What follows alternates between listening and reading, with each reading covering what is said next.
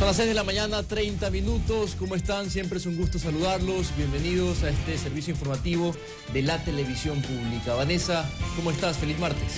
Feliz martes para ti también. Hoy es 14 de junio. Bienvenidas y bienvenidos a Noticias 7. Como siempre, gracias por su preferencia. Nosotros aquí hacemos un repaso por los hechos más importantes del acontecer nacional e internacional. Y le contamos nuestros titulares a continuación.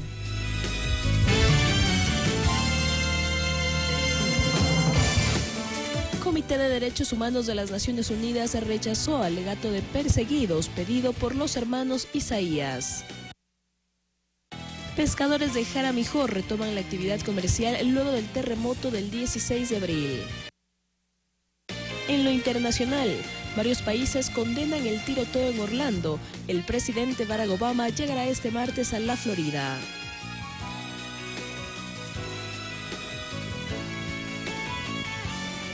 Arrancamos. Los expropietarios de Filambanco, Roberto y William Isaías, sufrieron un nuevo revés jurídico. El Comité de Derechos Humanos de las Naciones Unidas rechazó el alegato de que ellos son perseguidos por el Estado ecuatoriano. Fue el canciller Guillaume Long quien hizo el anuncio en una declaración de prensa.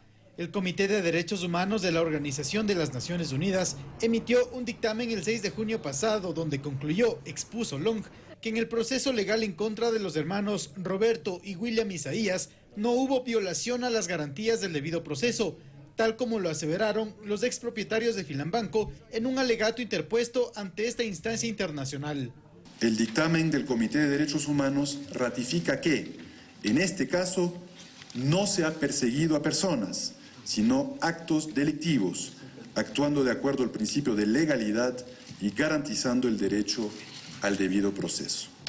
Según la máxima autoridad diplomática, Naciones Unidas, a través de su Comité de Derechos Humanos, rescató la independencia e imparcialidad de los jueces ecuatorianos, quienes procesaron a los inculpados por el delito de peculado. El Estado ecuatoriano no violó el principio de legalidad reconocido en el Pacto Internacional de Derechos Civiles y Políticos. Guillaume Long informó que la mañana de este lunes mantuvo una reunión con el embajador estadounidense en Ecuador, Doug Chapman, con un objetivo claro: de avanzar de la forma más expedita, con los trámites para la extradición de los hermanos Isaías. Jorge Zavala Egas, abogado de los ex dueños de Filambanco, contradice lo expuesto por el canciller. Hace referencia a que la resolución del Comité de Derechos Humanos más bien establece la reparación integral a los hermanos Isaías por violación a sus derechos humanos. Y eso implica devolución de todos los bienes confiscados que no hayan sido vendidos o cedidos, la indemnización por equivalente de todos aquellos bienes que hayan sido cedidos o vendidos. Y de acuerdo a ello, tomarán las medidas respectivas para que se ejecute esta disposición. La ONU nombra un relator que monitorea la ejecución del fallo. Conforme lo dicho por el canciller, Ecuador responderá en un lapso de 180 días a lo establecido por el Comité de Derechos Humanos de la ONU. Javier Ceballos, Ecuador TV. Desde hace varios años los hermanos Isaías han evadido a la justicia. Pese a existir un pedido de extradición, hasta el momento no ha sido posible ejecutarlo. Aquí una recopilación de los principales hechos de este caso. El 9 de marzo de 1999, Ecuador vivió una de las peores crisis económica, social y política de su historia. Ese día, Jorge Egas, superintendente de bancos, anunció un feriado bancario. 2 días más tarde, el presidente de la República de aquel entonces, Yamil Maguad, ordenó el congelamiento de todas las cuentas bancarias, perjudicando a miles de cuentaahorristas. Este hecho, conocido como el feriado bancario, dejó pérdidas superiores a los 23.000 millones de dólares. Fueron 28 entidades financieras quebradas, millones de ecuatorianos perjudicados y los intereses protegidos de un puñado de banqueros. Bravas que quieran, que aquí estoy para contestársela. Entre los banqueros que se beneficiaron de esta crisis están los antiguos dueños de Filambanco, los hermanos William y Roberto Isaías. El 22 de junio de 2000, el expresidente de la Corte Suprema de Justicia, Galo Pico Mantilla, dictó autocabeza de proceso en contra de estos banqueros.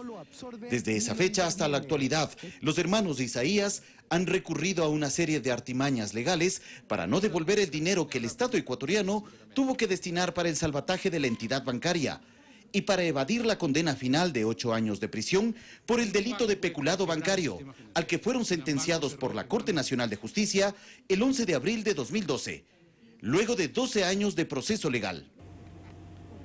Los hermanos Isaías dejaron Ecuador apenas arrancó el juicio en su contra, con destino a los Estados Unidos. En ese país, a lo largo de estos años, han desplegado importantes vínculos a nivel político y empresarial. Han sido financistas de varios congresistas y senadores estadounidenses, como Bob Menéndez, acusado actualmente de actos de corrupción. Además, han emprendido en negocios ligados a los medios de comunicación. En Ecuador, los hermanos Isaías fueron también dueños de varios medios, entre ellos TC Televisión, CN Plus, participación accionaria mayoritaria en Gama TV, Radio Carrusel, entre otros. Ese poder fue el que durante algunos años les permitió difundir información de acuerdo a sus intereses, especialmente sobre el caso Filambanco, donde el perjuicio que cometieron superó los 654 millones de dólares. Hace poco el Comité de Derechos Humanos de las Naciones Unidas dictaminó que no existen violaciones legales del Estado ecuatoriano contra los hermanos Isaías, luego de que ellos presentaran una demanda ante este organismo aduciendo violaciones en los procesos legales que se siguieron en su contra. La resolución de la ONU desecha la tesis que ellos argumentaban, el de ser perseguidos políticos y de la justicia. Fabricio Ceballos, Ecuador TV. Son las 6 de la mañana, 36 minutos, 1 hora menos en Galápagos y vamos a cambiar de tema. Hasta ahora nos trasladamos hacia la provincia de Manabí. Allá se encuentra nuestra compañera Mirta Carrillo, específicamente en el cantón Portoviejo, en el recinto ferial. Mirta, tú tienes novedades y además un entrevistado. ¿Qué tal, Abraham? Buenos días. Expo Construcción arranca a partir de las 10 de la mañana, una actividad que cuenta con el respaldo del Ministerio Coordinador de la Producción, Empleo y Competitividad y también del Ministerio de Desarrollo Urbano y Vivienda. Aquí se expondrán los materiales que se pueden utilizar para la construcción y también planes habitacionales ya existentes, así como los planes de financiamiento de las empresas públicas y privadas. Les podemos contar que esta actividad, como decíamos, se abre a las 10 de la mañana, la inauguración está prevista a partir de las 12 del día. Antes les contamos que en el puerto de Jaramijó, aquellos afectados por el terremoto del 16 de abril ya retomaron sus actividades de pesca. Ellos mejoran de esta manera su calidad de vida y cuentan con el apoyo del funcionamiento del puerto pesquero artesanal de su cantón. La vida de Juan Bautista Castro en el mar empezó a los 14 años. Este manaba, oriundo de Jaramijó, conoce el antes y el después de su sector tras la instalación del puerto pesquero artesanal que administra Inmobiliar. Yo aquí al Trasmayo, vamos a coger los bonitos, las albacoras, por ahí los picudos, los tollos, los tiburones que llamamos. Todo eso cogemos nosotros por ahí.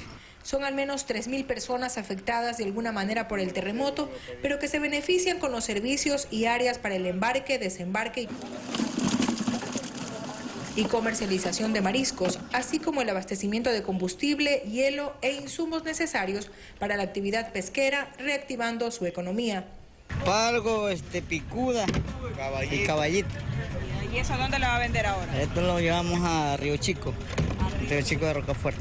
Productos frescos y a buen precio, ya sea para negocios o para el consumo del hogar, se consiguen en este muelle ubicado a solo 15 minutos del centro de Manta. Llamado chanchito le dicen. Ajá, es muy bueno para la alimentación de las y los ecuatorianos.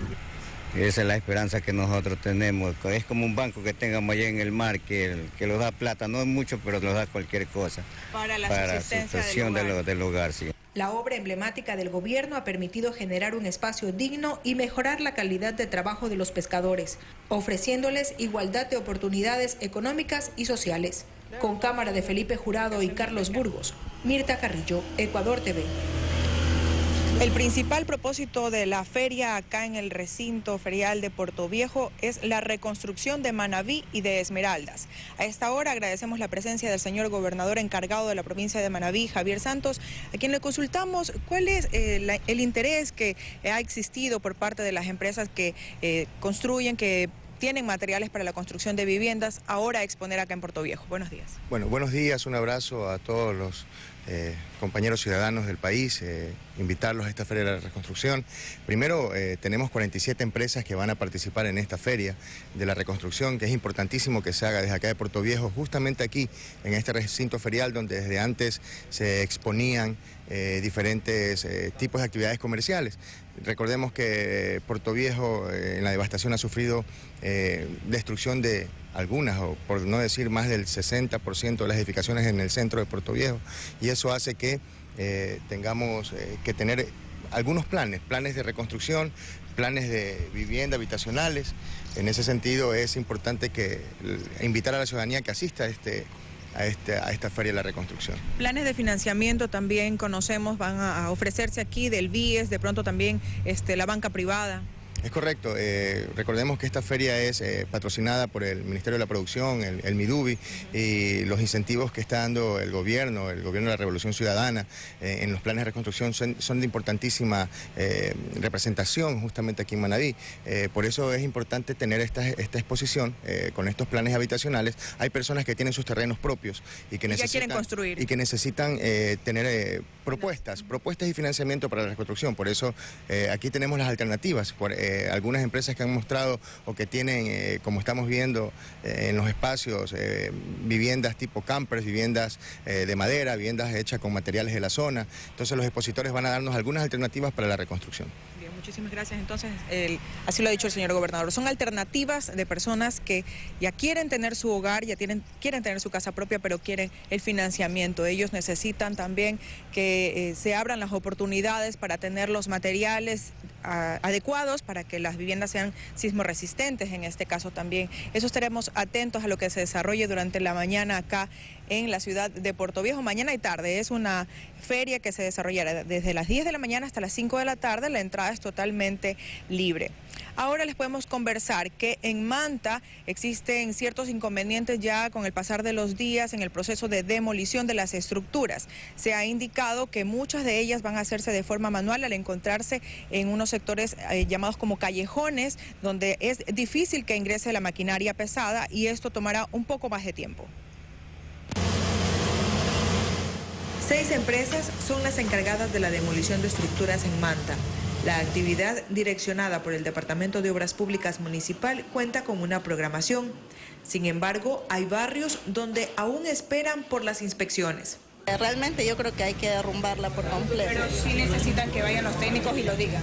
Sí, queremos que nos den que nos hagan la inspección para poder, qué sé yo, buscar otro lugar, porque la verdad ya no se puede habitar ahí. ¿En qué sector? Yo vivo en la Nueva Esperanza. ¿Qué le han dicho? Nada, ya no ha llegado nadie, sino que hoy día vine por aquí que salió de ese préstamo del Midubi. A ver si me ayudan para arreglar mi casa. Es una de las personas que a diario llega hasta el edificio del patronato donde ahora funciona el cabildo.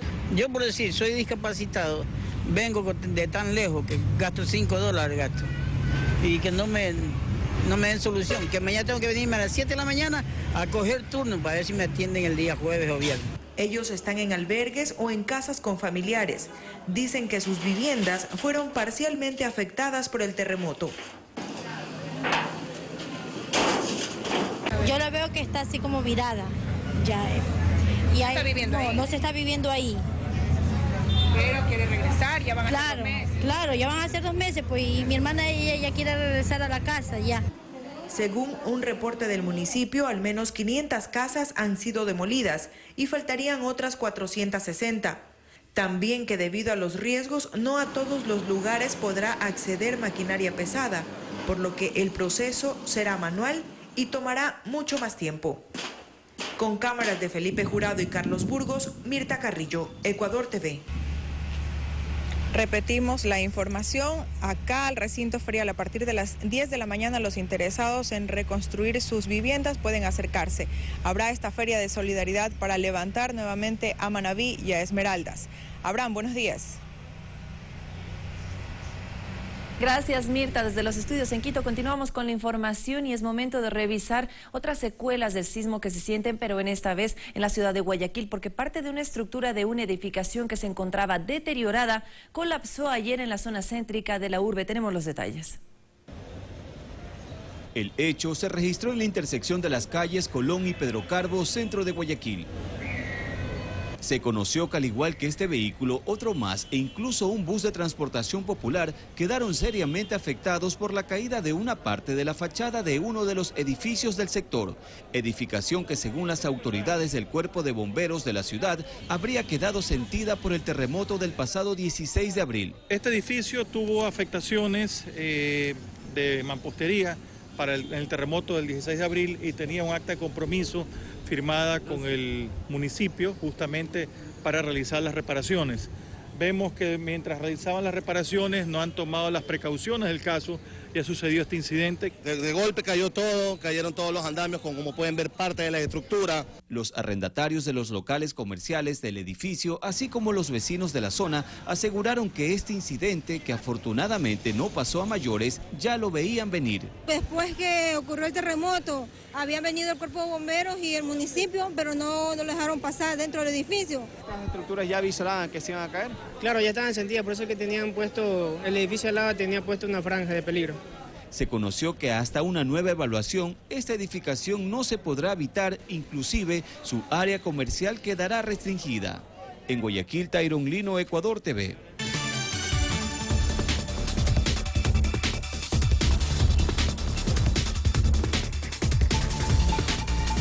Vamos con información fuera de nuestras fronteras. Las autoridades de los Estados Unidos indican que el tiroteo en Orlando podría ser un ataque generado por un extremismo autóctono provocado por una simpatía hacia agrupaciones irregulares como ISIS. Este hecho causó que los precandidatos a la presidencia de ese país hablen de soluciones, se propicien además una serie de acusaciones, además del debate vigente sobre la portabilidad de armas. A través de redes sociales, Amanda Alvear difundía videos desde el interior del club gay en Orlando. De pronto la música se silenció. Quien grabó las imágenes murió víctima de uno de los disparos de Martín, el hombre que ingresó en horas de la madrugada del domingo y mató a 49 personas. El FBI indicó que el agresor realizó 3 llamadas al 911 antes de iniciar el ataque. Pese a que una radio difundió un audio de ISIS en el que califica a Martín como uno de los soldados del califato en América, ISIS no se adjudicó la autoría del tiroteo. Las autoridades indican que al parecer se trata de un ataque terrorista personal y no dirigido desde el exterior. No hay indicios de que se trata de un acto orquestado desde fuera de los Estados Unidos. Él anunció su alianza al ISIS, pero aparentemente no hay indicación de que él estuvo dirigido por ISIS. Martín tuvo varias entrevistas con el FBI por sus expresiones de odio en 2013 y 2014, pero no se encontraron pruebas de sus intenciones. Un hecho que se politiza entre los precandidatos a la Casa Blanca. Hillary Clinton hizo un llamado a la paz sin atacar a nadie. Estableceremos un equipo gubernamental que trabaje con todas las agencias del gobierno, así como el sector privado y las comunidades para manejar este desafío urgente. Donald Trump, en cambio, cuestionó al gobierno de Barack Obama y a las propuestas de la aspirante por el Partido Demócrata. Cuando sea electo voy a suspender la inmigración de áreas del mundo donde existe un historial comprobado de terrorismo contra Estados Unidos. Calificada como la peor masacre después de los atentados del 11 de septiembre, este tiroteo abre nuevamente el debate sobre la facilidad para acceder a una arma en este país. Acerca de los riesgos que estamos dispuestos a tomar, hacer tan fácil el acceso a las armas en este país. El rifle que se utilizó es un AR-15 semiautomático de 1957. Puede disparar entre 30 y 100 balas sin recargar. Cuesta alrededor de $500. Según organizaciones sociales, habría 300 millones de armas en manos de civiles, en un país con 311 millones de habitantes. Fanny Lara, Ecuador TV. En varios países se rindió homenaje a las víctimas del tiroteo en Orlando. En México, por ejemplo, el presidente Enrique Peña Nieto anunció que entre los muertos están 4 ciudadanos de su país. En Colombia, un fallecido, al igual que en Perú. La mayoría de víctimas son de origen puertorriqueño. La Torre Eiffel en Francia y los monumentos en Australia fueron pintados con los colores de la comunidad LGBTI. Lo mismo se registró en el edificio que se construyó en Nueva York tras la caída de las Torres Gemelas. Y bien, en diferentes ciudades de Estados Unidos se realizan vigilias en memoria a las víctimas de la masacre en Orlando. Las concentraciones además rechazan la ausencia de una ley sobre el control de armas en ese país. Frente al histórico bar gay Stonewall Inn de Nueva York, cientos de personas se reunieron para expresar su solidaridad con las víctimas del atentado terrorista en el club nocturno Pulse de Orlando, que dejó al menos 50 muertos y más de 40 heridos. Es muy tarde para tratar de cambiar el mundo. Nos toca aceptarnos como somos. No se puede atacar a las personas y negarles sus derechos. Muchos eran miembros de la comunidad gay quienes se mostraron consternados y atemorizados por lo ocurrido. Tratamos de estar seguros y juntos y esperanzados que esto nunca más pase. Quiero no sentir miedo cuando salgo a algún lugar. En esta concentración se escuchó constantemente el grito de "queremos control de armas ahora", pues rechazan la falta de restricciones a la venta de armas de fuego en Estados Unidos. Es un largo debate y tal vez este incidente finalmente active el debate para que esto finalice para siempre. La masacre en Orlando también ha originado una discusión entre los virtuales candidatos a la presidencia de Estados Unidos, Donald Trump y Hillary Clinton, sobre la lucha contra el terrorismo y control de armas. Por su parte, el presidente Barack Obama, en declaraciones a la prensa tras reunirse con el vicepresidente Joe Biden y su equipo de seguridad nacional, calificó el tiroteo de la madrugada del domingo pasado a manos de Omar Mateen como un devastador ataque contra todos los estadounidenses. El presidente Barack Obama afirmó que la masacre en Orlando es otra prueba de la urgencia de restringir las armas y continuar la lucha contra organizaciones terroristas. Karina Cartagena, Nueva York.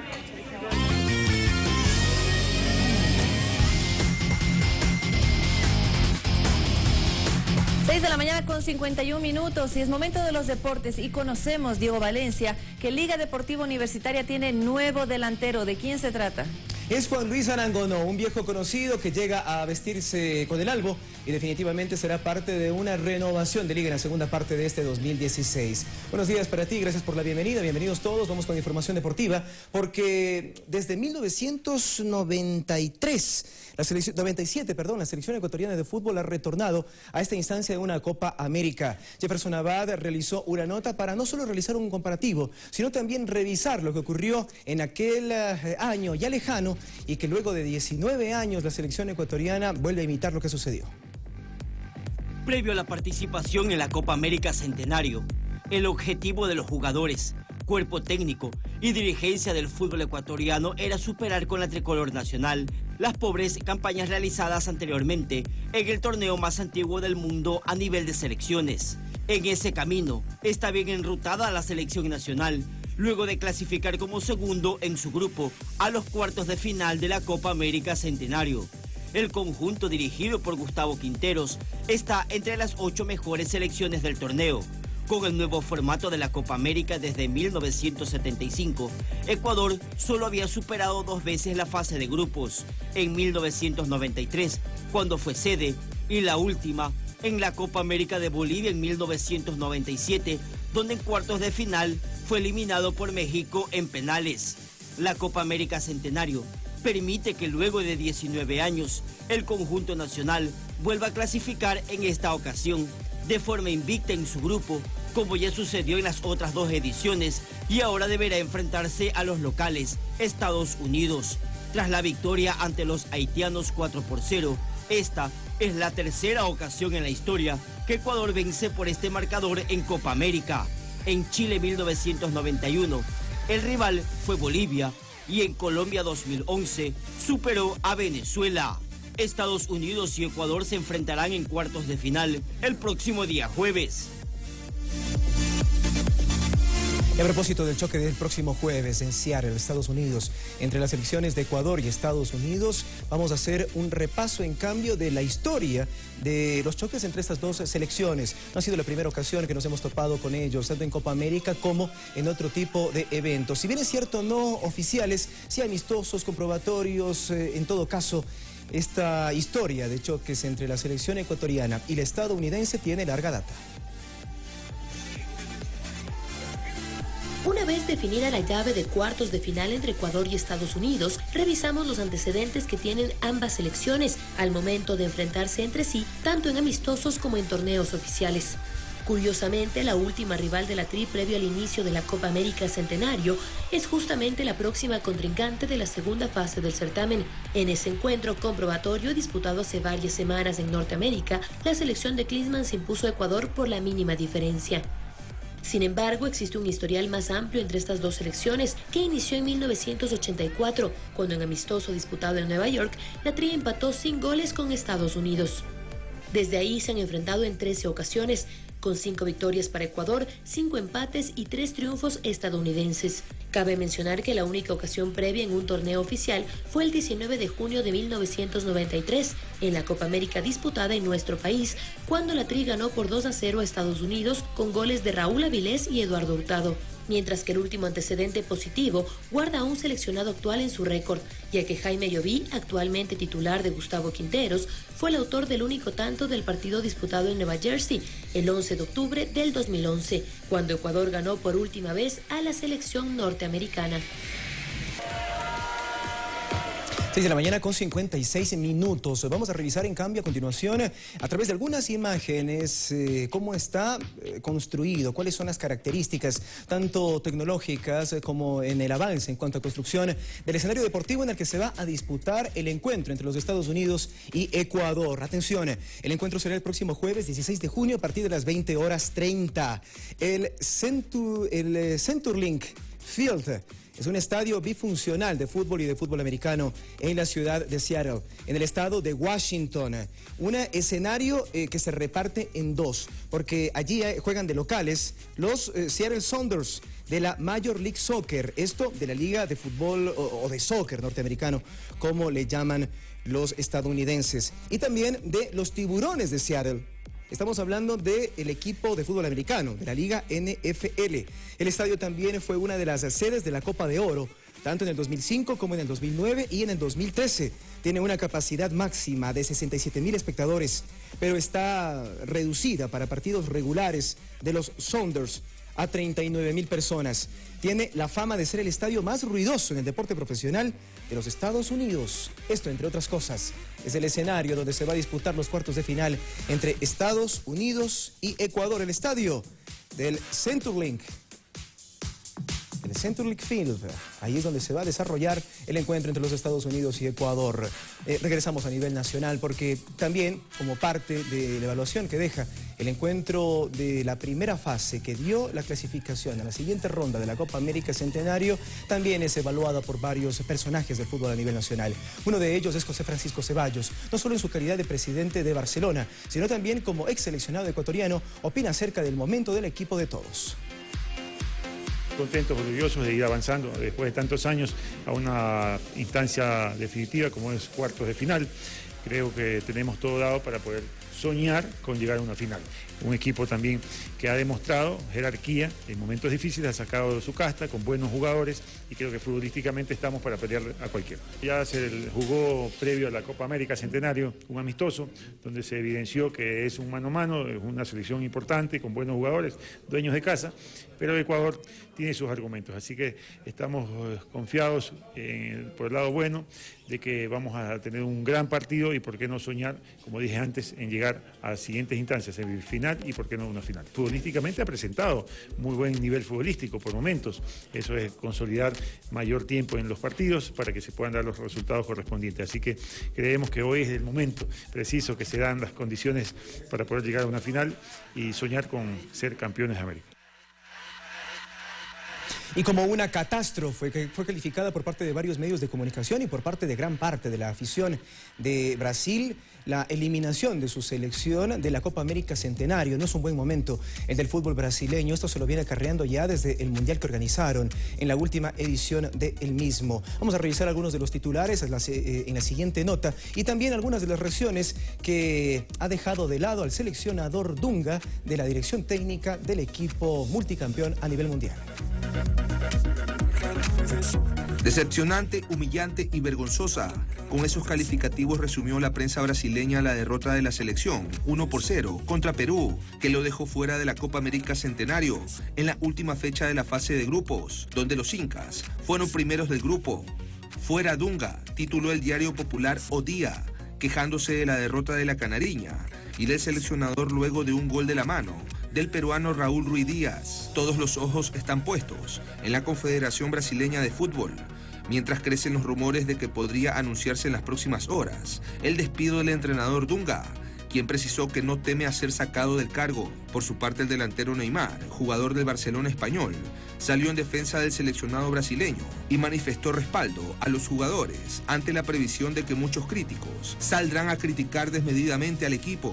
Neymar, máxima estrella de Brasil, fue el principal ausente de la selección que disputó la Copa América de Estados Unidos debido al acuerdo entre la Confederación Brasileña de Fútbol y el Barcelona para permitirle disputar los Juegos Olímpicos de agosto próximo en Río de Janeiro. La eliminación brasileña supone un nuevo fracaso que se suma a la debacle del Mundial, del que fueron anfitriones en 2014 y en el que cayeron con estrépito en semifinales por 7-1 ante Alemania, que a la postre se proclamó campeona. Brasil no era eliminada en primera ronda desde la Copa América celebrada en Argentina en 1987, aunque entonces la competición tenía otro formato y por tercera edición consecutiva quedará fuera de los 4 primeros lugares. Y para cerrar esta primera parte de los deportes en Noticias 7 vamos a revisar la cuenta de Twitter oficial de Liga Deportiva Universitaria de Quito, en el que se anuncia oficialmente la llegada de Juan Luis Anangonó. Con esta contratación, Liga pretende no perder peso en la delantera después de la salida del chileno Edson Puch. Confirmamos un nuevo refuerzo para nuestro equipo. Bienvenido nuevamente a Liga, Juan Luis Anangonó. El mensaje fue acompañado de esta imagen, dándole la bienvenida al delantero de gran trayectoria en el fútbol ecuatoriano. Su último club en el Ecuador precisamente fue Liga. Un viejo conocido que retorna para vestirse con la camiseta del Albo. Hasta aquí los deportes, pero prometemos volver más adelante con mucha más información deportiva. Recuerden que en las 13:30 estará también el equipo. Que se viene a continuación más novedades en Noticias 7. Abraham, adelante. Muy bien, hacemos de esta forma una pausa. Gracias, Diego, por la información. Una pausa, regresamos con más noticias.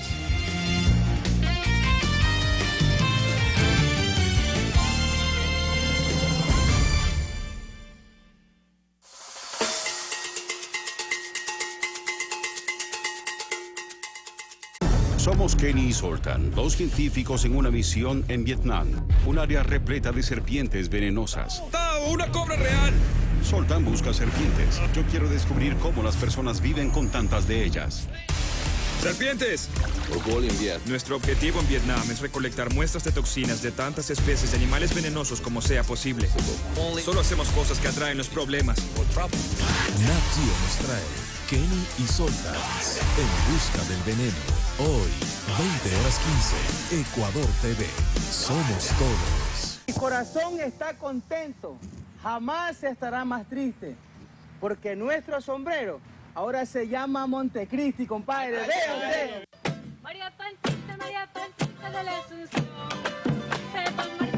Para que un sombrero fino tenga el sello de denominación de origen Montecristi, la paja debe salir de estos lugares. Conoce lo tradicional de Montecristi. Miércoles, 20:15. Ecuador TV. Somos cultura. Rodando Ecuador.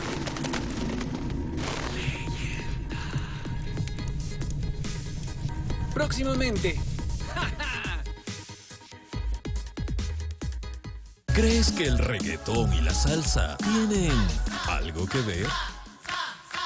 La respuesta la tienen ellos. Con 1 millón, sin 1 millón, gozo un montón de paren mi vacilón, ya tú sabes. Aquí en la marca un bombón, nosotros somos dulce, boricua de corazón. La clave, pa. Mucha gente no lo sabe, yo escribo en clave. Grandes Documentales te trae La Clave. Miércoles, 23:30. Ecuador TV, somos alegría.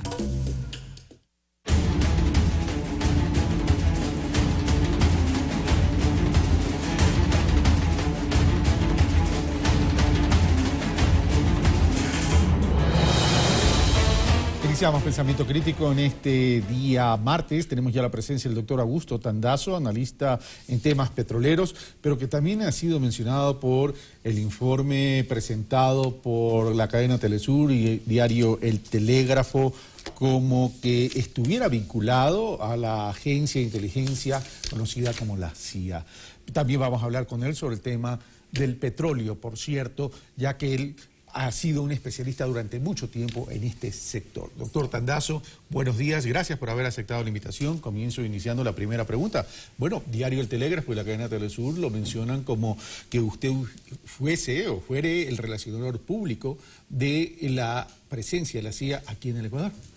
Mire, desgraciadamente el gobierno, y es un llamado cordial a una rectificación, pues esto desde Roma se conocía, ¿no es cierto? Cuando hay problemas de carácter político hay que sustituir los problemas de carácter político o económico con circo. Lo que está montando el diario El Telégrafo es circo. En primer lugar, a mí no me ha mencionado el diario Telesur, no me ha mencionado Telesur. Me menciona el diario El Telégrafo, en donde cogen un pasquín. Pasquín es un escrito anónimo que no tiene firma. No se puede hacer periodismo con pasquines. Y este es el pasquín, porque este pasquín lo recorrieron el país desde el año 2008. Este es el pasquín, que lo reproduce maquillado ya el diario El Telégrafo. Un pasquín que no tiene patas ni cabeza. Y le voy a explicar por qué. Por ejemplo, decisión clave de este pasquín. Dice, dejar sin actividades a Simón Bermúdez salir del país. De lo que conozco, el señor Bermúdez nunca ha salido del país. Augusto Tandazo y Patricio Oña. Entonces ya estoy sin actividad supuestamente de la CIA. Y luego sucede que me encargo de coordinar un poco a los agentes. Entonces, ¿cómo es esto? ¿Me quedo sin actividad? De acuerdo a lo que dice Diario El Telégrafo, usted sería el relacionador público que pone en contacto a personas con los agentes posesionados aquí en el Ecuador. Mira, este documento salió en el 2008. Ya no es nuevo, entonces. No es nuevo. Esto lo están sacando porque necesitan algo para tapar la horrorosa crisis económica, no la del terremoto. La horrorosa crisis, el debacle económico de este gobierno. Entonces, esto es circo. Entonces aparece el circo y dentro de esto, sencillamente hay que mencionar a las personas. Están quedando en ridículo porque están mencionando a personas de bien, personas de moral. Y entonces no pueden enlodar así a la gente. Pero viene un tema, vamos a partir de un supuesto no consentido. Supuesto no consentido. De que esto es verdad. ¿Y por qué no nombran a una cantidad de personas que son mencionadas en este documento que han sido exministros de este gobierno? ¿Como cuáles? Yo no lo voy a decir. ¿Me presta el documento? Claro, se lo presto. Y lea usted para que vea que le estoy diciendo la verdad. Aquí hay una persona que fue ministro canciller de la República, ¿o no? Sí. ¿Sí? Y acá también nombran a otra persona que fue ministro de Defensa, ¿o no? Correcto. Ya, entonces, ¿por qué no nombran a todos? Porque los unos están allá. Esto lo sacaron en el 2008. ¿Por qué lo sacaron en el 2008? Porque yo venía haciendo una oposición frontal al tema de la contratación de los DRUB. Contratación de la cual algún día tendrán que responder, no solamente por los daños económicos, sino por las muertes de los pilotos que murieron en los adefesios de helicópteros. Y los que hicieron esto, de lo que yo tengo conocimiento, esto fue una represalia desde dentro de las personas que tenían que ver con esa contratación. ¿Y este documento, cuál es la fuente? ¿Cuál es la Ninguna. Es decir, no hay ninguna firma de responsabilidad. A ver, le ponen en las páginas, que yo también le puedo traer un documento que me voy de aquí a la oficina y lo forjo, ¿no es cierto? Y le ponen esta palabra, secreto.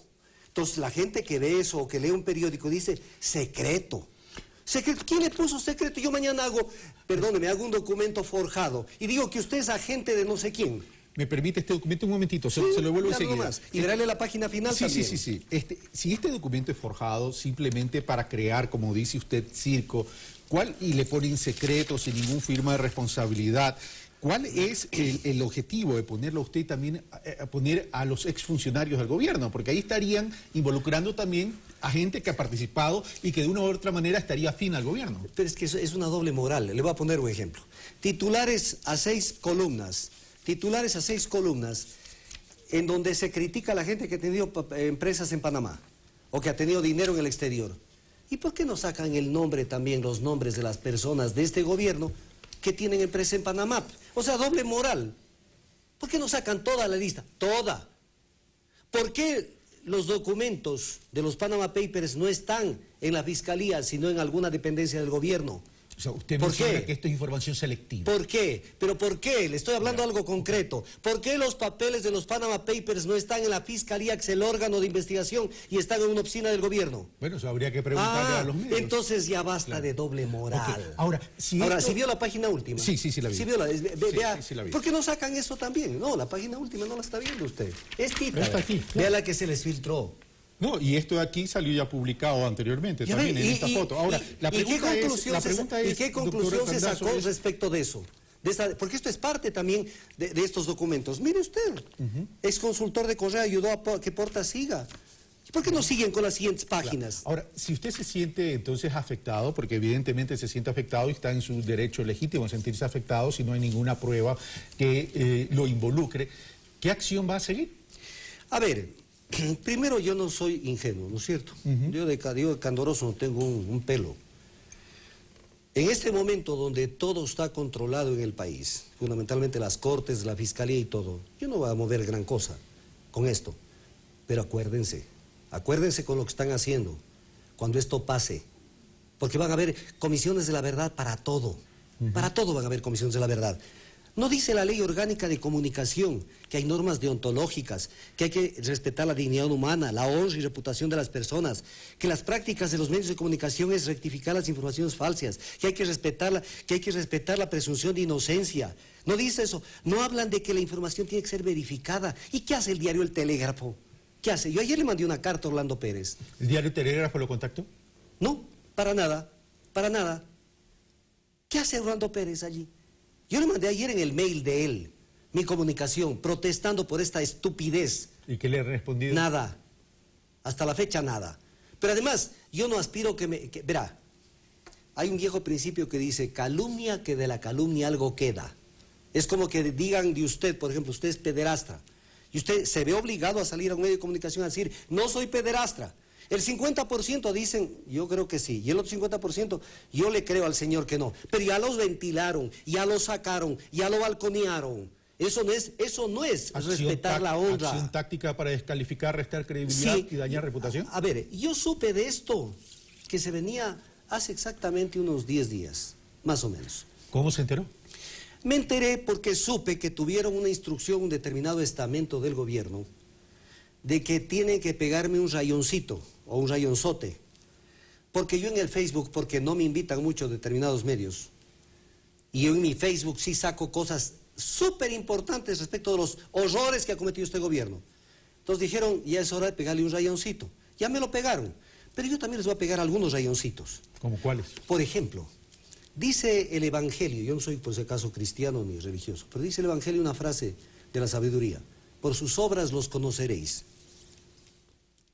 Yo luché contra la Occidental, fui el que lideré en el país la lucha contra la Occidental. Lideré, no fui uno más del montón. Sí, y eso lo sabe Jorge Glass, que me entrevistaba, y lo sabe Paco Velasco, que me entrevistaba en Radio La Luna, entre otros medios de comunicación. ¿Qué hizo el gobierno con el caso Oxy? Primero, tenga la bondad de ver esto, juicio a la Oxy, el presidente dice que demandará a la Oxy. ¿Cuándo demandó a la Oxy? ¿Demandó alguna vez a la Oxy? La Oxy es una empresa norteamericana del hermano del presidente George Bush, del expresidente George Bush. ¿Qué hizo el gobierno? Le demandó a la Oxy. ¿Gobierno aceptará fallo del arbitraje en el caso Oxy? ¿De qué lado están? Por sus obras los conoceréis. Correa desconocerá el arbitraje con Oxy. Y les voy a sacar todo lo que tengo para que en la práctica se vea. Aquí está el Tratado de Protección y Promoción Recíproca de Inversiones, suscrito entre Ecuador y los Estados Unidos. Aquí está. Esto feneció el 1 de mayo del 2007. Feneció. Y ya estábamos en libertad de denunciarlo. ¿Qué hizo el gobierno? Este no era uno de los bastiones de lucha. Estos tratados. Usted era muy cercano al gobierno en el arranque. 2006. ¿En qué momento se da 2006. Sí, pero era muy cercano. Sí, cuando vi que comenzaron a llegar los socialcristianos a estar junto a Correa en la campaña. Y luego, cuando vi la estupidez que comenzaron a hacer. 2007 fue un año de mucha crítica. La derogatoria de la ley del paisaje en el 2008. La estupidez que tuvieron con el Yasuní, que crearon burbujas y crearon pajaritos en la cabeza de la gente. El manejo maquiavélico que hicieron con el tema de la Constitución. Entonces, hay muchas cosas de que hablar, pero a mí no me van a callar, porque ahora les voy a comenzar a demostrar cómo es que en la práctica, no en la teoría, han defendido los intereses norteamericanos acá. Aquí han defendido los intereses norteamericanos. Estaremos atentos, doctor Tandazo. Muchas gracias. Ha tenido su espacio para poder aclarar este tema, que por cierto es importante también que las personas pues, que se sientan afectadas tengan el derecho a aclarar. Pero usted entenderá que ya hubo la afectación. Ya hubo la afectación. Y eso no es correcto. Y no es correcto. Yo les hago por eso le pregunto, ¿qué acciones va a seguir? Porque usted dice, ya vendrán las comisiones de la verdad, etcétera, etcétera, etcétera. Pero si hay una afectación, por lo menos si a mí me llegan a afectar de esa manera, supuestamente, yo inicio una acción legal. ¿Con quién? ¿En qué cortes? ¿Con qué cortes? Pero la justicia va a continuar. Pero la justicia actual está capturada, pues, o no se da cuenta. Pero vamos por un momento, pues, doctor Tandazo. Existe justicia y existen medios. Es decir, ¿por qué renunciar a un derecho legítimo? No, yo no voy a renunciar a ningún derecho legítimo. Pero está renunciando a un derecho legítimo cuando me dice que no va a seguir una acción legal. Porque no he dicho que tener una estrategia, acción legal más comunicación. Yo he de saber cuándo sigo la acción legal. Ah, eso es otra cosa. Eso es otra cosa. Sí, yo no se la voy a presentar una acción legal ante los acólitos de este gobierno. No se la voy a presentar, no soy tan pendejo para que me la archiven. Lo veo bastante indignado. Indignado porque tocan el honor de la gente. Y no tocan solamente mi honor. Han tocado el honor de mucha gente decente en este país. De mucha gente decente en este país. Y no se vale que hagan con esto politiquería barata. No se vale. Doctor Tandazo, gracias por dar este espacio y aclarar esta situación. A usted muchas gracias. Mi obligación, independientemente de lo que la gente pueda creer, porque los que están a favor estarán en contra, los que están en contra estarán a favor. Mi obligación moral es dar espacio a la voz ciudadana, más aún cuando se sienten afectados. Y yo le quedo muy agradecido además. Doctor Tandazo. Gracias. Muy amable. Venimos con más de este tema luego de una brevísima pausa.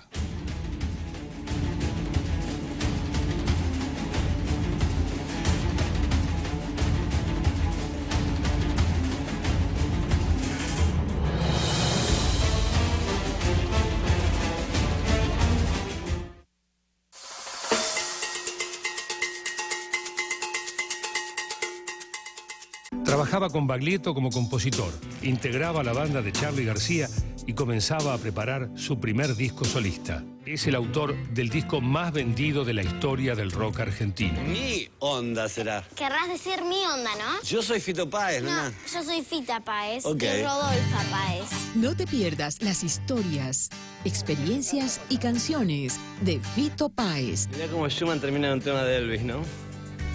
Hoy, 23:30.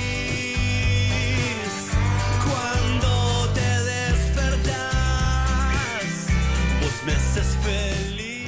Los ecuatorianos somos alegres, luchadores, amables, emprendedores. ¿Qué queremos hacer con este pregón? Rescatar nuestra identidad. Decididos. Inmediatamente me puse a trabajar con miembros, con la comunidad. Y trabajadores. Tengo siquiera más de 40 años pescando. Descubre las costumbres que nos hacen auténticos y diversos.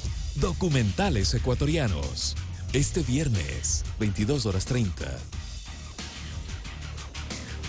Hoy más que nunca estamos unidos. Con el IES estás protegido, con un respaldo económico por un periodo de 5 meses, gracias al seguro de desempleo. Presta atención a los requisitos para acceder a este beneficio. Estar cesante al menos 60 días y haber estado en relación de dependencia. Tener 24 aportaciones acumuladas, de las cuales los 6 últimos aportes deben ser continuos. Obviamente, no aplica si renunciaste o eres jubilado. Ingresa a www.ies.gov.es y genera tu solicitud en línea e infórmate más. Aplica desde el 1 de enero de 2016. Aprovecha este beneficio mientras encuentras una nueva oportunidad laboral. Con mi gobierno y el IES estoy protegido. La patria va. El análisis sobre el manejo geopolítico del precio del petróleo. Las consecuencias y los desafíos de las economías rentistas. En Mundo al Revés. Este jueves, 22:30.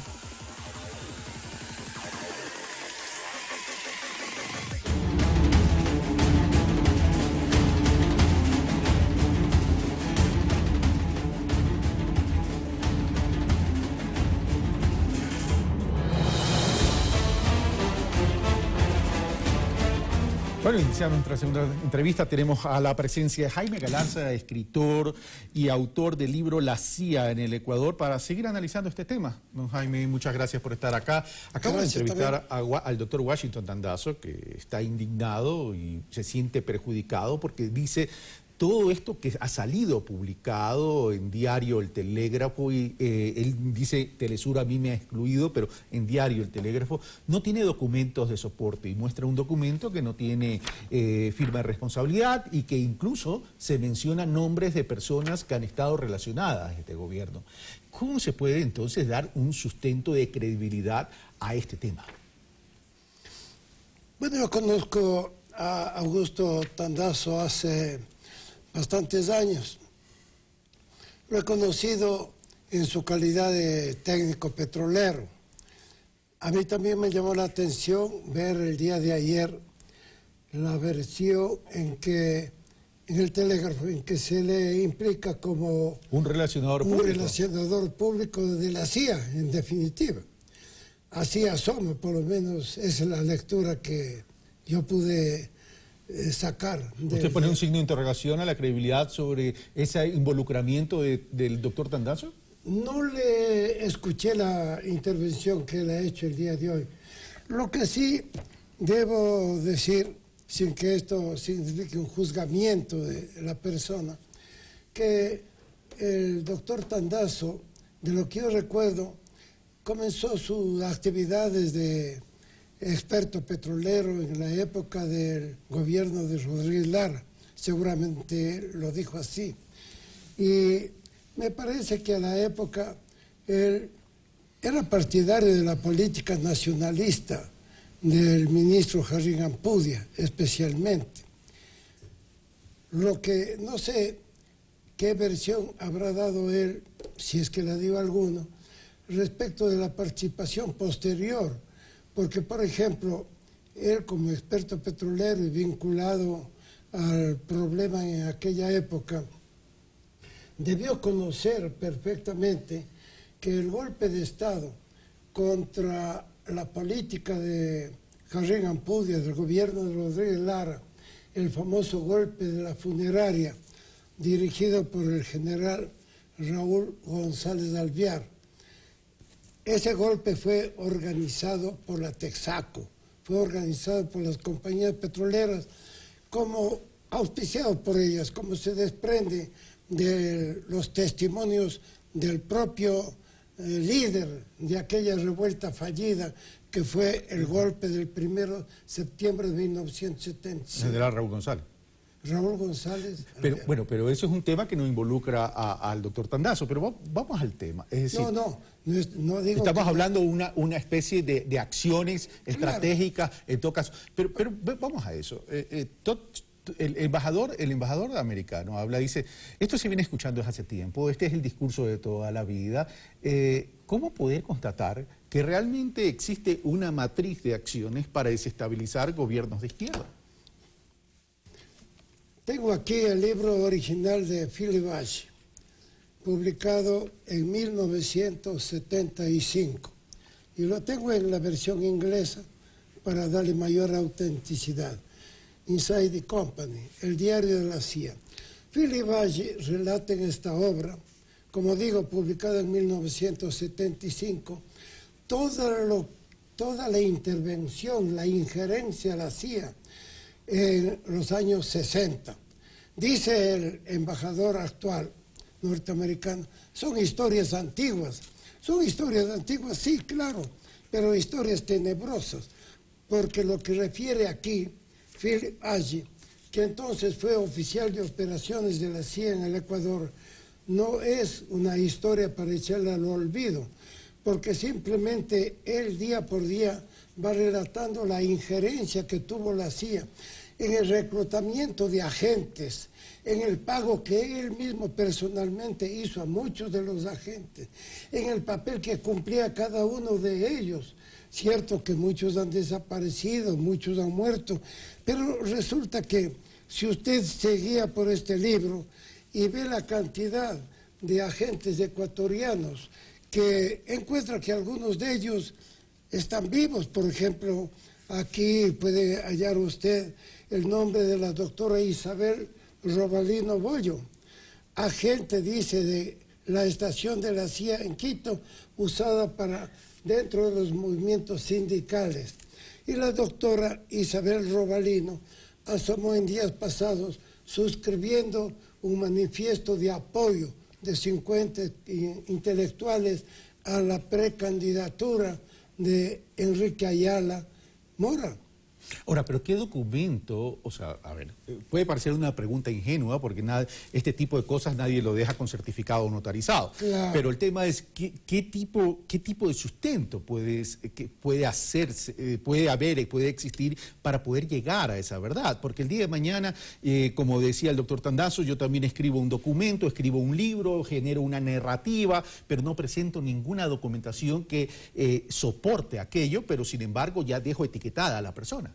Bueno, sí, efectivamente nadie es espía ante notario público, eso lo sabemos perfectamente bien. Pero en el caso del libro de Philip Agee, que ha dado sustento a numerosas versiones, en el caso de este libro hay que tomar en cuenta que varios de los personajes mencionados por él, después en la prensa ecuatoriana, varias ocasiones declararon a favor de la veracidad. Por ejemplo... ¿En qué año se escribió ese libro, por ejemplo?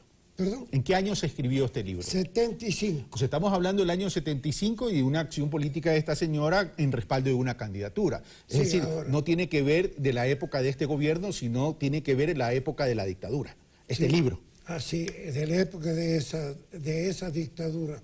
A lo que yo voy es al hecho de que varias de las figuras que constan aquí siguen actuando. Aquí consta, por decir algo, periodistas como el señor Jorge Rivadeneira del diario El Comercio. Él y sus hermanos constan como agentes de la CIA en aquella época, pero sigue actuando en la prensa, entonces, y nunca han desmentido.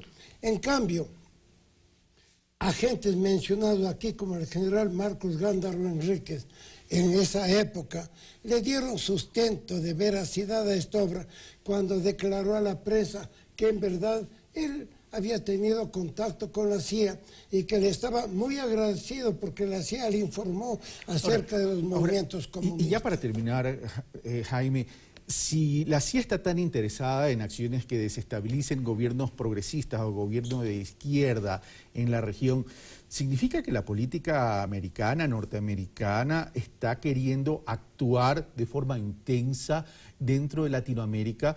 Porque dio la impresión que con el gobierno de Barack Obama un poco el acercamiento con Latinoamérica era otro, la muestra es el acercamiento con Cuba, etcétera. Bueno, esa es la apariencia siempre engañosa de la política norteamericana, porque de un lado el caramelo para los latinoamericanos, el acercamiento a Cuba. De otro lado, en marzo del año pasado me parece que fue cuando el propio presidente Obama dictó un decreto por el cual se decía casi textualmente: Venezuela se ha constituido en un peligro grave e inusual para la seguridad de los Estados Unidos. Entonces, ¿de qué estamos hablando? Por un lado, el caramelo y por otro lado, el garrote.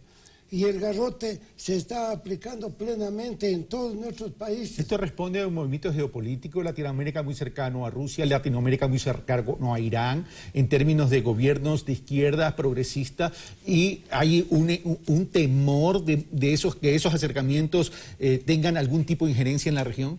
Sí, de hecho hay el temor. Por un lado, una cierta reducción de mercados que verían los Estados Unidos con motivo del incremento de las relaciones comerciales y económicas con Rusia, con China, con Irán. Y por otro lado, no olvidemos que caído la Unión Soviética, 1989, 1990, vino la globalización y la globalización viene acompañado de la guerra cibernética y del dominio mundial de los Estados Unidos, del incremento de bases militares, de agresiones en Libia, Afganistán, Irak, Yemen, por todos lados. Gracias, Jaime Alarce, por estar con nosotros. Bueno, amigos televidentes, ustedes saquen sus propias conclusiones. Lo cierto es que yo no me quiero guiar por narrativas en cuanto a la asignación de nombres y apellidos de forma específica. Pero aquí lo que habría que analizar es algo que va mucho más profundo, salvando también la dignidad y el honor de las personas, por cierto. Pero la CIA es un mito. La CIA tiene presencia en la región y en el mundo. Pues no en vano. Muchas series de televisión americanas, incluso en CIS y toda la cuestión, narran sus programas y producen sus programas con base a todas estas historias de la misma CIA. Por eso digo, salvo la dignidad y el honor de las personas, porque yo no señalo con el dedo tan solo por narrativas. Esto fue Pensamiento Crítico, soy Carlos Rabascal.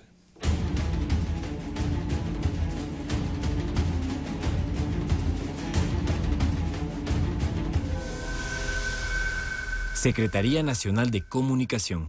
El Gobierno Nacional creó el Plan Reconstruyo Ecuador, dentro de la atención integral que ofrece a los damnificados del terremoto de abril que afectó a Manabí y Esmeraldas. Como parte del plan, está el programa de recuperación habitacional e incentivos de acogida, alquiler y alimentación por medio de bonos. Bonos de acogida, alquiler y alimentación. Requisitos para acceder a los bonos. Inscribirse en el Registro Único de Damnificados, RUD, en albergues y refugios. Llenar una ficha de información sujeta a validación. Firmar un convenio entre la familia damnificada y la familia acogiente o la que alquila. Y registrarlo en el Ministerio de Inclusión Económica y Social, MIES. Bono de acogida. La familia acogiente que destina un espacio físico dentro de su casa para la familia damnificada recibirá durante 6 meses $135 mensuales más $15 por mes como pago de servicios básicos. Bono de alquiler. El dueño de la vivienda que alquile a una familia damnificada recibirá $135 mensuales por 6 meses.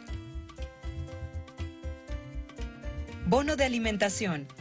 La familia damnificada que conste en el Registro Único de Damnificados, RUD, recibirá $100 mensuales para alimentación por 3 meses. Puede cobrarlo en el Sistema Público-Privado y de Economía Popular y Solidaria. ¿Cómo hacen efectivo el bono las familias que alquilan o acogen? Pueden acercarse a cualquiera de los 427 puntos de pago de la red MIES, a través del Sistema Financiero Público, Privado y de Economía Popular y Solidaria. El pago no es acumulativo. Más información. Carpas del MIES en los albergues. Oficinas del MIES de su localidad. Llamar al 1-800-002-002. Ecuador. La esperanza nos une. Plan Reconstruyo Ecuador.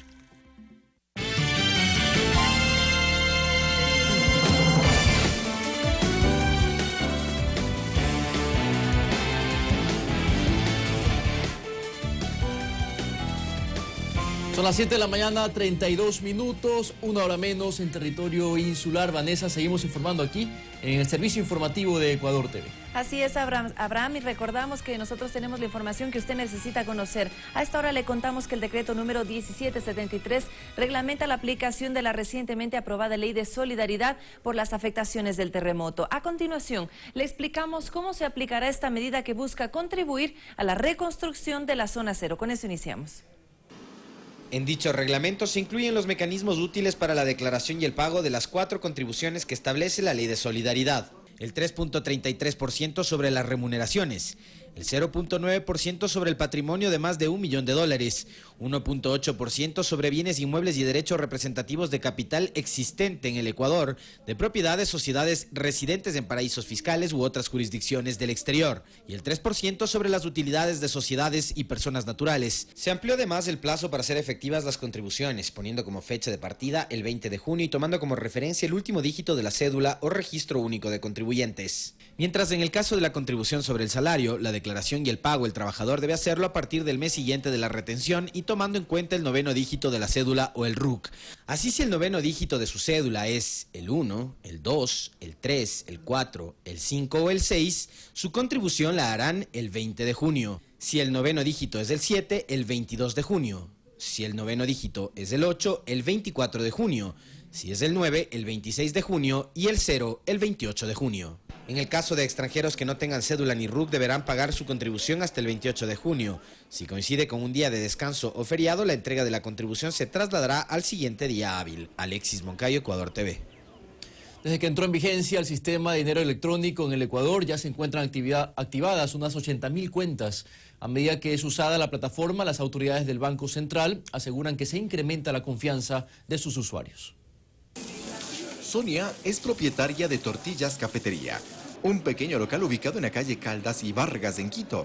Asegura que entre sus clientes hay un creciente número de ellos que usa dinero electrónico, sistema al que se ha adaptado con facilidad, sostiene. Yo al día más o menos de dinero electrónico tengo unos 30 clientes con dinero electrónico. Y eso me ha beneficiado mucho, ¿no? ¿Y cada uno que paga más o menos alrededor de? De unos, bueno, como es una cafetería pequeña, son de $5, $6, hasta $15. Mauricio trabaja cerca del local de Sonia. Dice que las tortillas de verde con queso son una de sus preferidas y que al momento de hacer su pago, prefiere hacerlo a través de su celular. Yo más o menos le cargo unos $20 a $30 mensuales. Manejo los $30 para utilizar en compras pequeñas. Si necesito más, le recargo más al celular. Al principio tuvieron dudas por lo que se especulaba de la plataforma, advierten, pero luego de las primeras transacciones, tanto Sonia como Mauricio se muestran satisfechos al cancelar y contar con el sistema de dinero electrónico. Yo solo verifico y nada más, ¿no? O sea, no tengo que estar cambiando los billetes y ese rato de los sueltos, ¿no? Que a veces es muy complicado conseguir. Es tan fácil como hacer una consulta de saldo, como hacer enviar un mensaje escrito. Montero es uno de los 18.900 locales comerciales que también admiten pagos con el sistema de dinero electrónico. Las pruebas para habilitar el mecanismo merece la aceptación de una de sus administradoras. Muy bueno, porque nos cancelan enseguida, o sea, la transacción se está dando y máximo en 5 minutos nosotros ya tenemos en la cuenta de Montero ya el dinero que nos están cancelando. Las autoridades del Banco Central informaron que son 20.000 centros de transacción a nivel nacional suscritos al sistema. Al momento, 80.000 cuentas activas. Ahora se puede pagar ya con dinero electrónico, por ejemplo, todos los impuestos del Servicio de Rentas Internas. Y recordó los beneficios que pueden recibir los locales comerciales.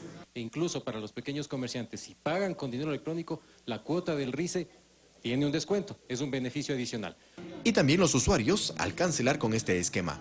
Si usted utiliza dinero electrónico, dinero desde su celular, las compras que haya hecho de productos con IVA le devuelven 4 de los 14 puntos que pagó con el IVA.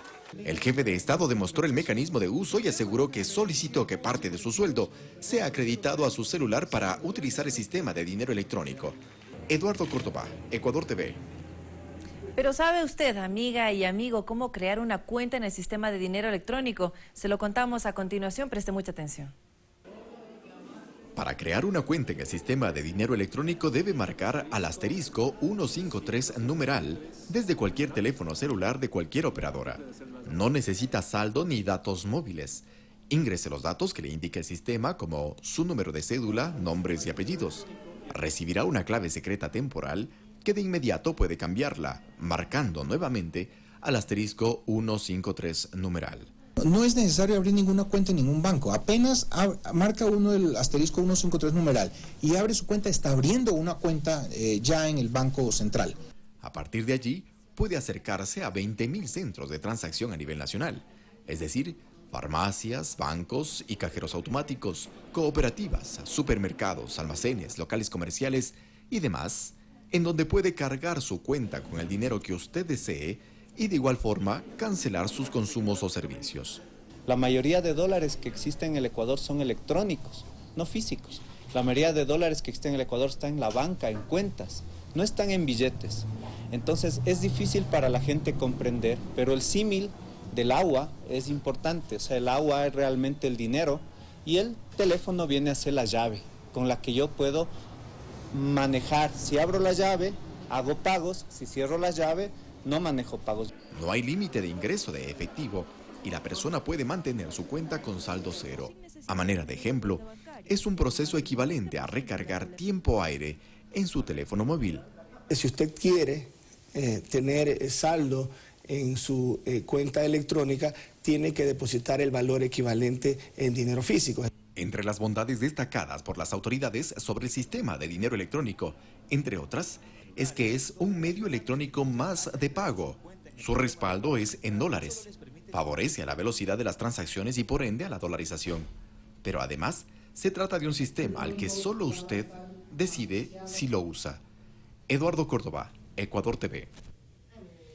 Otro tema, el envío de los proyectos de ley que modifican los impuestos a la herencia y la plusvalía depende únicamente de la decisión del Ejecutivo. Así lo anunció el director del Servicio de Rentas Internas.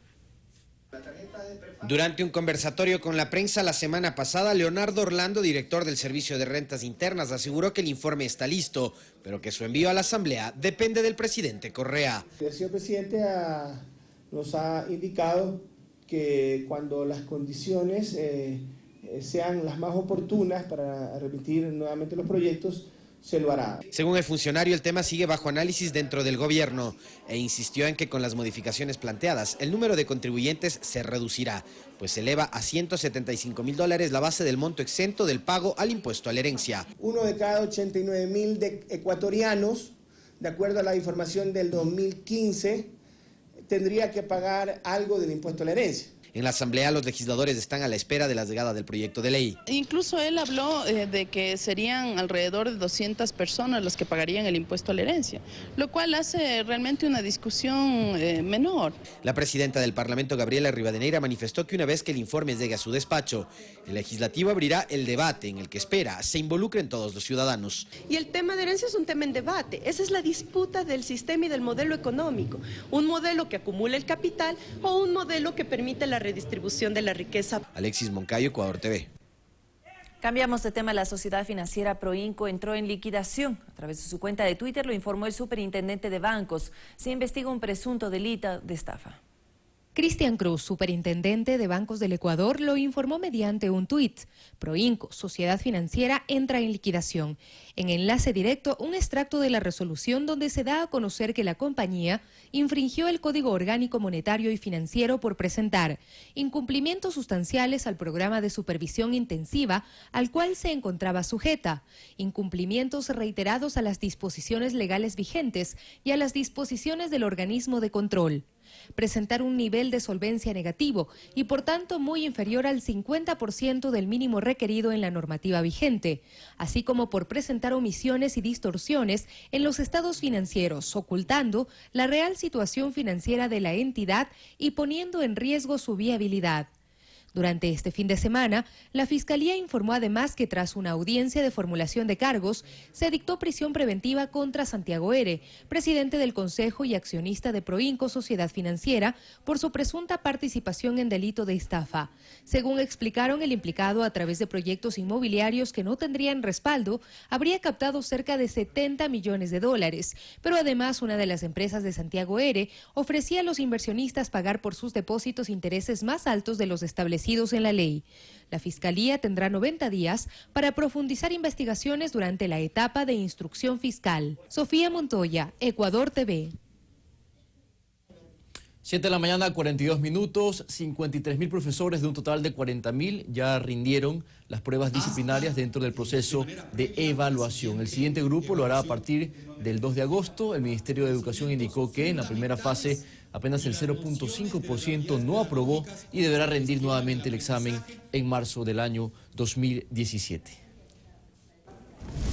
Un operativo ejecutado por los miembros del Servicio Nacional de Aduanas dio como resultado la aprehensión de mercadería valorada en $200.000. De acuerdo con las primeras indagaciones, el viernes 10 de junio, un vehículo tipo tráiler que contenía placas y también cigarrillos, whisky, perfumes y otros artículos para consumo estaba siendo perseguido desde el norte del país. El automotor se detuvo en una gasolinera en Cayambe, provincia de Pichincha, y es allí donde se produjo la requisa. Las investigaciones prosiguen, pues se presume que se trata de una banda de contrabandistas que trae mercadería desde Colombia para venderla luego en el Ecuador. Un grupo de afectados por la empresa OGC Paquetería con sede en España participaron de un plantón que se realizó en los bajos de la Fiscalía en Guayaquil. En la protesta denunciaron que muchos de ellos decidieron regresar a Ecuador acogiéndose al plan retorno para migrantes y sus pertenencias aún no han sido recuperadas. La Asamblea Nacional ejecuta medidas para dar solución a este problema. 7 de la mañana con 44 minutos y en la Asamblea Nacional se organizó un foro de carácter científico. El tema a tratar fue el uso medicinal y terapéutico del cannabis.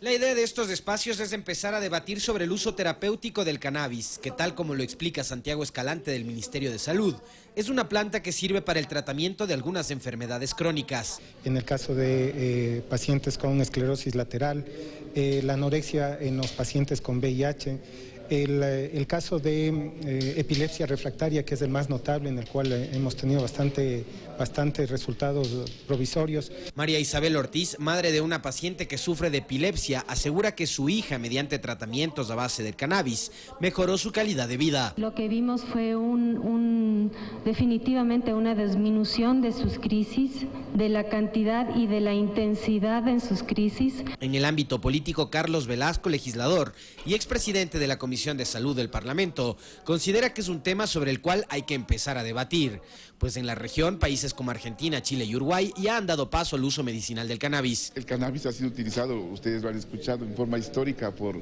más de 4.000 años. Para el asambleísta existe la necesidad de crear una norma que regule el cultivo y posterior comercialización del producto, considerando que no será permitido para usos recreativos. Entonces son dos elementos diferentes, porque también nos pueden llevar rápidamente al discurso ahora de que queremos liberar el uso de la marihuana, con uso terapéutico y médico y con prescripción adecuada. Alexis Moncayo, Ecuador TV. 7 de la mañana, 46 minutos, una hora menos en Galápagos. El alcalde de Loja, José Bolívar Castillo, aclara su posición sobre el proyecto para controlar la superpoblación de animales domésticos en condiciones de abandono. Según datos de la municipalidad de Loja, habrían más de 100.000 perros en las calles. Habrá que buscar la forma más racional de hacerlos desaparecer, ¿no? Pero tienen que desaparecer, ¿no? Si esa carne puede ser aprovechada para algo en buena hora, si no, pues tendrá que servir para producir abono. Son las declaraciones del alcalde de Loja sobre su proyecto para controlar la sobrepoblación de animales domésticos en condiciones de abandono. Tras aquello, las críticas no se hicieron esperar. La falta de sensibilidad, la crudeza con la que él expresa. Gabriela Brito es concejala de Cuenca y proponente de una ordenanza para el manejo y protección de animales domésticos. Para recordarle al alcalde de Loja que sí pueden haber salidas y alternativas, por ejemplo, hacer campañas de esterilización. Es por esto que el alcalde de Loja aclara que efectivamente en el sector Payanchi de la vía Loja-Catamayo ya se construye un albergue para animales domésticos en condición de abandono, que aquí habrá un plazo de 7 días para que quien se crea su propietario lo recoja. Entonces, se recogen los perritos que están en las calles, de 3 a 7 días. Si en 7 días no asoma nadie que sea su dueño o alguien que quiera adoptarlos, tienen que ser sacrificados y de una manera que no sea dolorosas, pero tenemos que hacerlo. O sea, yo no voy a caer aquí en hipocresía de que no me conviene hablar de este tema, porque no es popular hablar de este tema. Y asegura también que de las críticas recibidas se acogen aquellas que no son malintencionadas, dice. Ese refugio de perros también va a ser para poder entregarlos en adopción, también se va a utilizar la política de esterilización. El albergue entrará en funcionamiento apenas termine su construcción, mientras se establecerá una etapa de socialización para recogerlos de las calles. César Tacuri Vintimilla, Ecuador TV.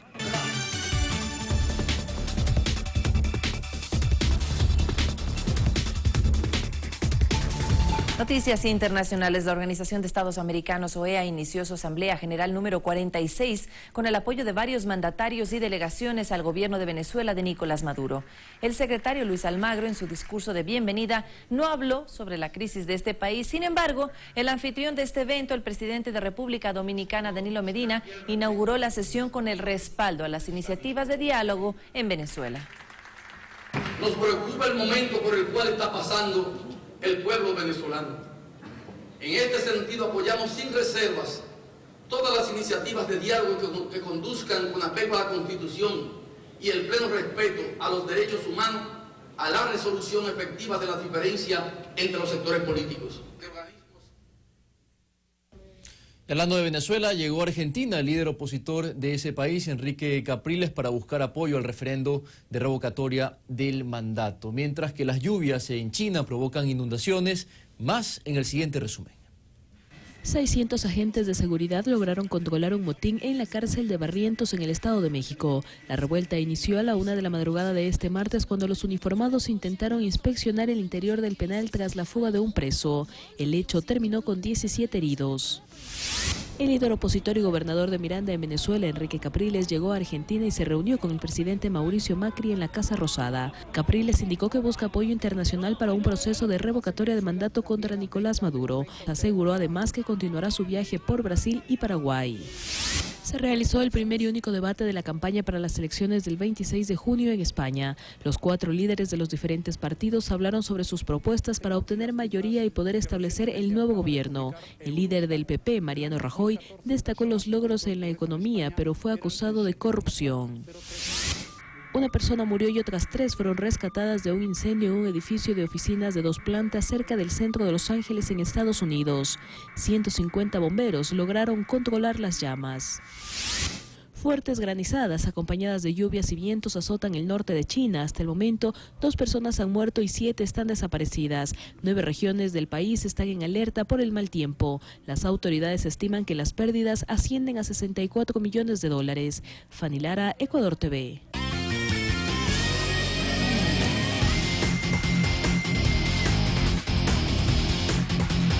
51 horas menos en la región insular y es momento de hablar nuevamente de los deportes. Está con nosotros Diego Valencia y mañana el Estadio Olímpico Atahualpa se pinta de amarillo. Y también de azul y grana, porque la noche amarilla se va a jugar frente al Deportivo Quito. Eso en el Estadio Olímpico Atahualpa, pero con eso vamos a ir más adelante. Ya que Juan Luis Anangonó nuevamente retorna para vestir de albo la camiseta de Liga Deportiva Universitaria. Vamos con la imagen que se dio ayer, se compartió ayer en las redes sociales de Liga Deportiva Universitaria. Me estoy refiriendo precisamente a la ratificación de su contratación, el retorno de Juan Luis Anangonó. Aquí algunos de sus goles con la camiseta de los Leones Negros de México. Retorna para Liga. Lo que se pretende por parte del profesor Álvaro Gutiérrez es no perder el poder ofensivo que puede dejar la ausencia de Edson Puch, ratificado ya en el Necaxa mexicano.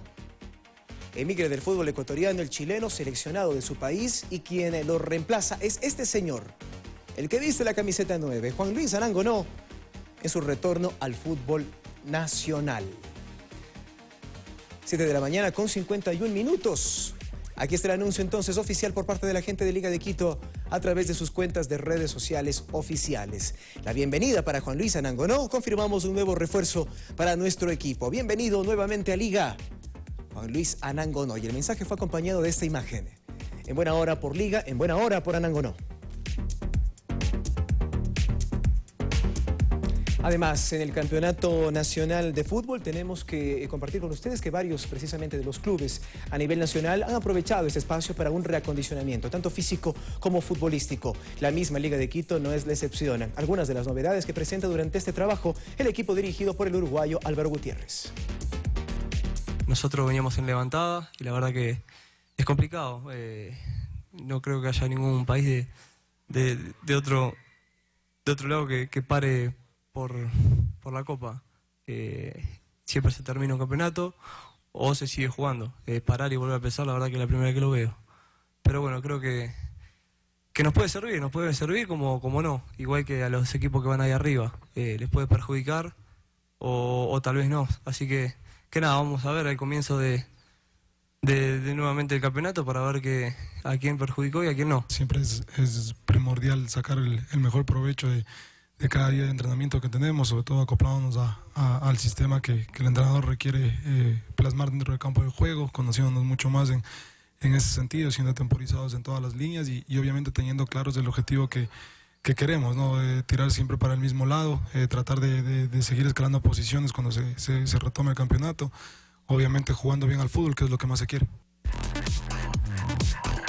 Este miércoles 15 de junio se va a disputar acá en la capital de la República, en el Estadio Olímpico Atahualpa, la Noche Amarilla versión Quito. El choque de Barcelona, el ídolo del astillero, el equipo más popular del país frente al Deportivo Quito, el equipo, como sus hinchas lo llaman, de la ciudad. Varias novedades se intentan filtrar alrededor de este choque, entre otras cosas, aparentemente, la aparición de un refuerzo internacional con la camiseta de Barcelona. Se especula con algunos nombres, incluso el de Ronaldinho, quien estuvo para el lanzamiento en la Noche Amarilla en Guayaquil en el inicio de la temporada 2016. No se ha ratificado nada por parte de la dirigencia torera. En todo caso, estas son las novedades que presenta la previa de este choque. Un partido amistoso que va a ayudar en todo sentido a dos grandes instituciones, en lo deportivo y en lo económico, tanto a la Sociedad Deportivo Quito y el Barcelona Sporting Club, con sus grandes hinchadas, a llevar adelante la realización de este partido amistoso el día miércoles 15 de junio a las 19:30 en el Estadio Olímpico Atahualpa. Previamente va a haber un preliminar entre la selección sub-20 del Ecuador con los jugadores alternantes de la selección de Barcelona Sporting Club. Entre partido y partido va a haber un evento artístico. Se abrirán las puertas del Estadio Olímpico Atahualpa a las 2 de la tarde, el preliminar será a las 4 y el partido de fondo a las 7:30. Es de mucha importancia, de mucha validez, dada la situación que estamos viviendo los clubes en el tema económico, este tipo de ayudas que se dan.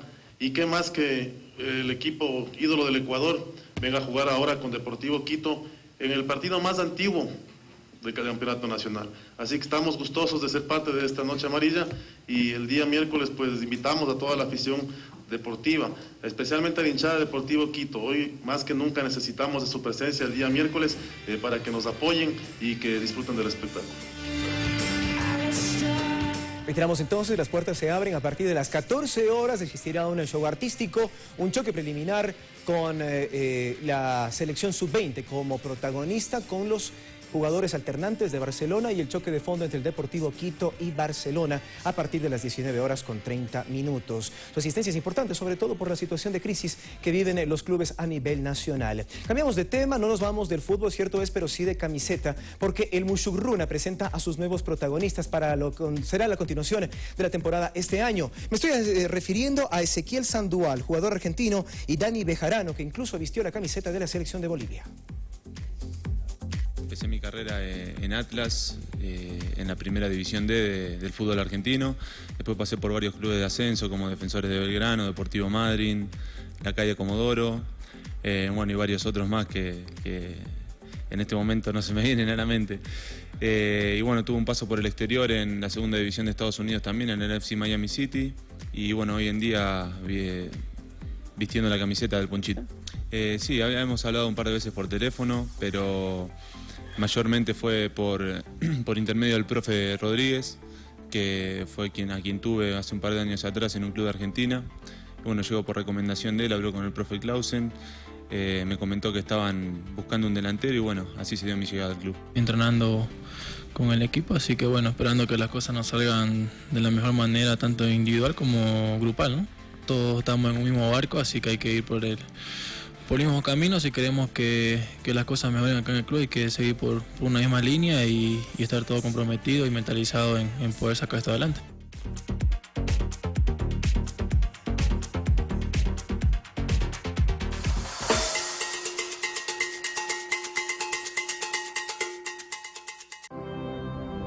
Seguro nos vamos a levantar.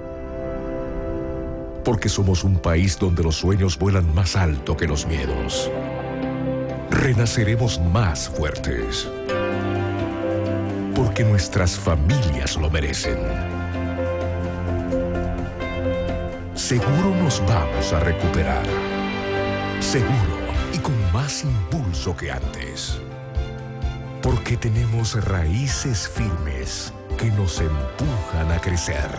Seguro vamos a lograrlo. Seguro Sucre, más seguros que nunca.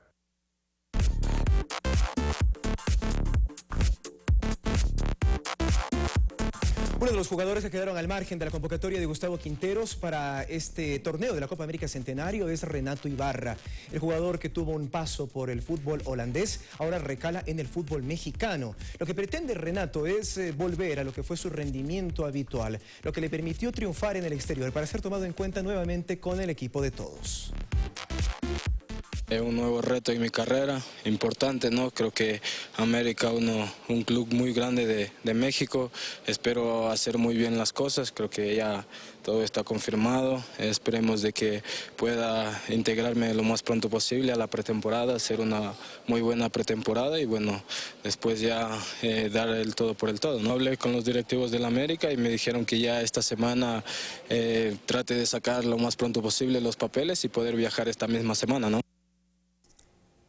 Vamos a continuación a conocer algunas de las imágenes del escenario en el que se disputará el partido entre Estados Unidos y Ecuador. Este es el escenario en el que se van a enfrentar tanto Estados Unidos como la selección ecuatoriana. Es el Century Field. En los Estados Unidos se realizará este choque de cuartos de final a las 20:30 este próximo jueves 16 de junio, hora ecuatoriana. Los Tiburones de Seattle, de la Liga NFL, de fútbol americano, hacen de local. Y también el Seattle, de la Major League Soccer, del fútbol soccer, como lo llaman precisamente los estadounidenses. Se varía en cuanto a la cantidad de asistentes, tanto para uno como para otro campeonato. Allí es donde va a jugar la selección ecuatoriana este próximo jueves, reiteramos, a partir de las 20:30 frente a la selección de Estados Unidos, buscando el siguiente paso, las semifinales de la Copa América Centenario. Con esto nos despedimos, pero les invitamos para que a las 13:30 sean parte de una nueva reunión de información deportiva en el equipo. Mientras tanto, te dejo un abrazo. Abraham, buenos días. De igual manera para todos, lo que se viene es Café TV. Un buen día, Diego, que estés bien, que tengas una excelente jornada, compañero. Bueno, esperaremos ansiosos el partido de Ecuador contra Estados Unidos. Sabemos que vamos a sacar un resultado positivo. Y así despedimos este servicio informativo, recordándoles que a las 14 horas, Vane, tenemos más noticias y actualizadas. Así es, 14 horas en punto, la cita a través de la televisión pública. Muchas gracias a todos, excelente martes. Buenos días.